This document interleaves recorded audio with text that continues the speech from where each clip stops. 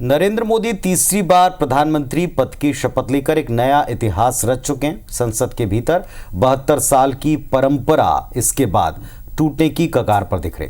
दरअसल विपक्ष deputy speaker का पद न मिलने पर अब अध्यक्ष पद के लिए चुनाव पर देश को ला चुका है। तो सत्ता पक्ष भी समझौते के मूड में नहीं है। ऐसे में बुधवार को अध्यक्ष पद के लिए चुनाव की नौबत आई तो सर्वसम्मति से इस पद पर होने वाली निर्वाचन की बीते 17 लोकसभा से जारी परंपरा टूट जाएगी।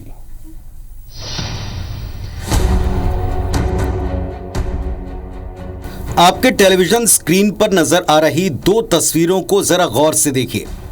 पहली तस्वीर है एनडीए नेताओं की, जिन्होंने स्पीकर पद के लिए बीजेपी उम्मीदवार ओम बिरला के पक्ष में प्रस्ताव पत्र पर हस्ताक्षर किए।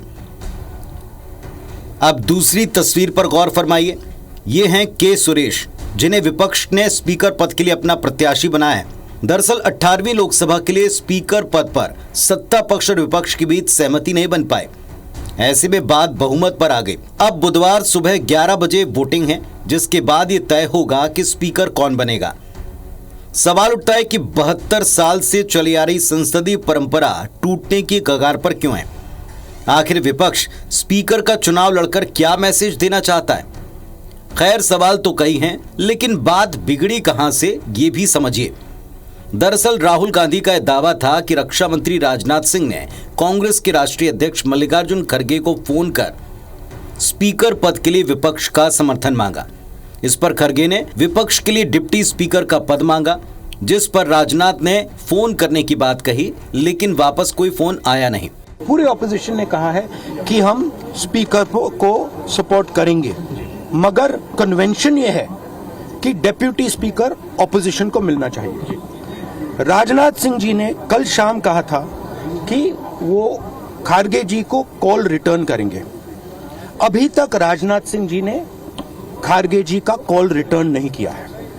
तो मोदी जी कह रहे हैं कंस्ट्रक्टिव कोऑपरेशन हो, और फिर हमारे नेता को इंसल्ट करा जा रहा है। राहुल के आरोप पर राजनाथ सिंह ने जवाब भी दिया।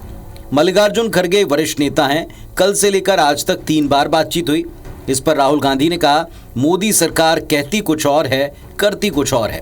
ऐसे जहाँ तक खड़गे जी का प्रश्न है, एक सीनियर लीडर हैं, उनका सम्मान करता हूँ। कल से लेकर आज तक उनसे 3 बार हमारी बात हुई। नरेंद्र मोदी जी कहते कुछ हैं और करते कुछ हैं। यही इनकी फॉर्मूला है, यही इनकी स्ट्रेटजी है, और इनको ये बदलना ही पड़ेगा। एक तरफ विपक्ष स्पीकर पद पर उम्मीदवार उतारकर मोदी सरकार को मैसेज दे चुकी है कि संसद में अब की बार उनकी राह आसान नहीं रहने वाली, तो सरकार ने भी स्पष्ट कर दिया, विपक्ष को उपाध्यक्ष पद देने का कोई नियम नहीं है। ये परंपरा है जिसको तोड़ने की शुरुआत कांग्रेस ने की। कांग्रेस पार्टी ने अगर स्पीकर पद को चुनौती देने के लिए नामांकन पत्र बढ़ाया है तो ये अफसोस की बात है, क्योंकि आज तक स्पीकर पद को लेकर के चुनाव नहीं हुआ है। पहले लोकसभा का उपाध्यक्ष कौन होगा वो पहले तय करें, फिर अध्यक्ष के लिए समर्थन मिलेगा।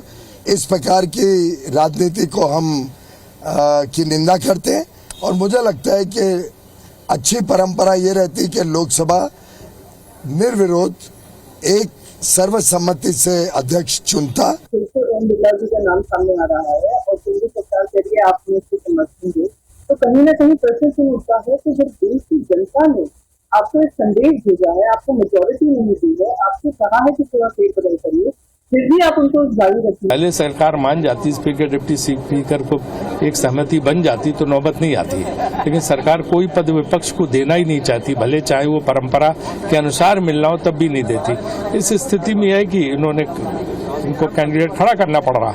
लेकिन विपक्ष को उस वक्त झटका लगा जब ममता बनर्जी की टीएमसी ने के सुरेश के समर्थन पत्र पर साइन नहीं किया। इधर एनडीए और इंडिया के बीच इस विषय पर जमकर तकरार हुई। कॉन्टैक्ट नहीं किया है, कोई बातचीत नहीं हुआ है, and unfortunately this has been unilateral decision. खैर, ये दूसरा मौका होगा जब लोकसभा अध्यक्ष पद पर चुनाव हो। इसके पहले 1952 में चुनाव हुआ था। लोकसभा अध्यक्ष पद के लिए सदन में सरकार के पास बहुमत है, तो विपक्ष की सारी उम्मीदें सत्ता पक्ष में फूट पड़ने पर टिकी।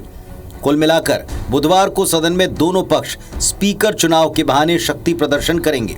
सफलता किस पक्ष को मिलेगी, इसका इंतजार सबको है। Bureau report, IBC 24। और राजस्थान के कोटा से सांसद ओम बिरला 2019 से 2024 तक अब तक स्पीकर रहे हैं। वे जीतते हैं तो भाजपा के पहले सांसद बन जाएंगे जो लगातार दूसरी बार लोकसभा स्पीकर का पद संभालेंगे। और इसके पहले कांग्रेस के बलराम जाखड़ लगातार 2 बार लोकसभा स्पीकर रह चुके हैं। बलराम जाखड़ 1980 से 1985 और फिर 85 से 1989 तक स्पीकर थे। इसके अलावा जीएमसी बालयोगी और पीए संगमा भी 2 बार लोकसभा अध्यक्ष बने, लेकिन 5 साल का कार्यकाल पूरा नहीं कर पाए थे।